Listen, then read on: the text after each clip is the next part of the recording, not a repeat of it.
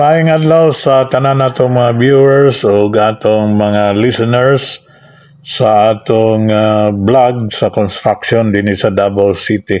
Kita nimo ang bulok sa mga Chino sa ilang dako kayang pader dito sa Limao, Barangay Limao sa Samal Island. O kana mo na ang iyahang mga housing sa ihang mga trabahante. O dili ta matingala kung mauna ni kahuman dinhi ang side sa Samal sa construction sa dako kay nga tulay. O paspas ang ilang trabaho dinhi o human na sila sa pagmuntar sa tanang mga bridge piers. Kana hebalo mo og unsa na samtang padulong ta dito sa isla gikan dinhi sa Davao City. Mao po niya itong mga makita, kaning mga dagkong dump truck, kanang SUV din ako o mga dump truck, o naapaning negosyo sa ni Ramon Ango, diya sa Samal, kay kusog kayo na siya diya nga negosyo. O padulong na ni dito sa pagsakay niya sa barge, o kana siya puno na og simento. Kana nga truck gikan na sa tibungko dito sa Holcim o pasulod na siya dito sa dakong barge sa kuani sa may sa ni kay duha man ang isa dito sa padulong na sa Panakan. Kini ang mas duol-duol kining sa nga bahin sa ferry boat o taas gihapon ang linya bisag dili weekends no kay makita nimo ang paglambo gyud sa lugar sa Samal nga nagkadaghan na ang mga parokyano dito nga bisag regular days na ani mo makita ang linya sa mga sakyanan. Mao na siya og duol na ta sa Samal og kana katong truck na inyo nakita, mo ni musuyop, isuyop ni o isulod diha sa mga silos. Naa sila sariling batching plant o mas daghan ang ilang mga silos dito. Dini sa Barangay Limao kay dako kay nilang mga facilities dinhi. Gani nakita po niyo ganiha ang ilang budiga sa ilang processing manufacturing plant sa mga rebars o lain-laing materialis para ani nga tulay. Mo na nga nakaingon lagi ta nga mauna ning kahuman dinhi ining side sa Samal. O may ligon po sila og mural nasa ilang pader. Kining ilang pader pagkahimo baga ni ba duha ka blocks ni nga ilahang gi kuan dili lang kay usa ka block, single block, 2 block na makita nimo ang iyang kuano iyang pylon sa tunga-tunga na sa usa ka kilometrong tulay. Dili sama ani sa Bukana Bridge nga tanang pier stations niya na ay pylon o naa siya ay mga kable sama ani 1, 2, 3, 4, 5 ang nakasaddle niya nga kable ligon kay na dagko man na siya gagmay lang tanawon kay layo man mao na siya yang angkor ligon kayo Bukana Bridge kay usara man ang kontraktor ani si RBC dire balik ta sa Samal mo na ang tunga-tunga lang sa tulay ang naay ang yang central pylon ang naay cable stayed kay kung inyong may bawan taas kay ang iyang navigating channel pero dagko kay na ang himuon diha nga mga poste sa tunga-tunga kay taas man siya ang navigating channel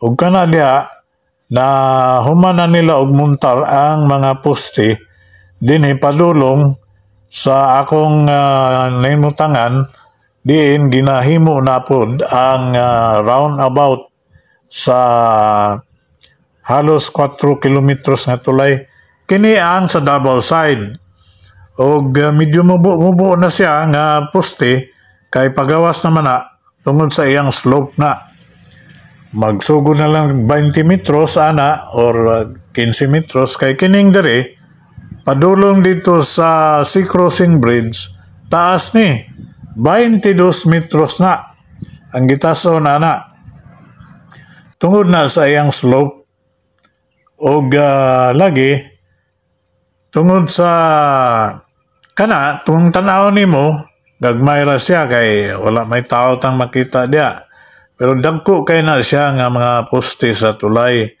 o kining kuan diri mao man siya mo na diha sumpay siya sa itukod unya diha nga poste sa tulay.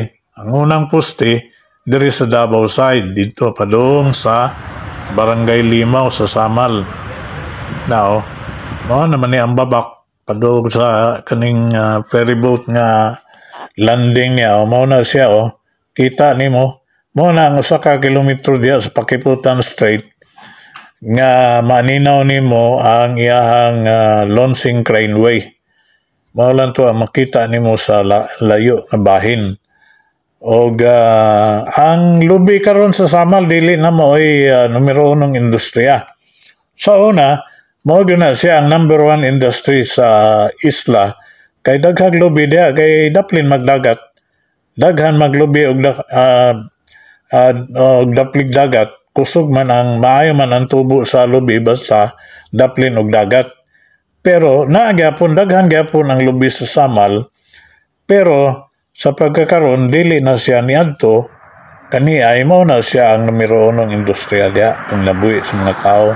Karon ang turismo na gisugdan na gani og design ang mga bukid nga bahin niya anay mga disenyo kaya nga atbang ang usa sa pinakadakong investment diha sa housing amo na gana nga grader mo na gigamit dito sa ubos ni ining high-end nga housing project kaya ang usa sa mga pinakadakong investors din mao man ang damo sa land og ang kanang gihimo nila gitawag nila og Bridgeport og lain-lain pa niya na gani bagong building po nga gitawag og American Backyard. Hapit na po din mahuman kay ang taas ani mo pay pag human sa iyang mga studs o metal studs niya. So bali mahimo na ning sentro ang Samal sa tourism ug leisure industry. Kay naa na din ang tanang mga investors, mga friends, mga Amerikano, mga Germans na diri ug ang mga Pilipinong investors pod. Og kining inyong makita karon medyo kaulanon na. Medyo hapon-haponan mo ning pasensya na kay medyo ngit-ngit siya. Pero kuan ang Limaw ug ang tibok isla sa Samal. Linaw siya ang Limaw. Linaw ang Limaw. Amo na siya ang gingon ako nga Bridgeport sa Damosalan. High-end kuan na siya housing project. O gilahang gi-maintain po ang mga dagkong punuan wala nila pamutla ang mga dagkong akasya kay tagsa na lang na ron. Kaya gwapo ang circumferential road nila diri sa una. Kay makita ingani nga mga dagkong truck mag criss-crossing diri sa kuan kay maayo naman ang kalsada. Yan to mga 1990s wala pa. Kini daan naman ng Paradise Island diya mamana siya ang entrada sa Paradise mauna siya ang pinakaduol diya sa CRBC construction facility sa ilahang sariling batching plant na magtapad na siya diya kana diya mo i-develop kining sculpture makita nini mo diya sa kuan Discovery Samal daghan na kayo ang investment ani dari nagkadaghan na kay lagi exotic siya nga lugar so anang katingog kuan generator daghang mga kuan diri turista ayo ban gani diri nga makita nimo nga bao-bao diha nga nagparking mga Amerikano gani na diha ang puti Ora na gamit nila, suroy-suroy sila diha. Discovery Samal mo na siya ang entrada nga kuan po ni first class nga hotel nga gihimo sa Samal. Dako kay na siya nga hotel. Og bayad kadiyag mga 8,000, 10,000 ang overnight lang nimo diha. Og tago ang adlaw rong adlaw kay medyo makulimlim siya. Makulimlim ang panahon ng pagdating niya. Yang nakaparada na bao-bao.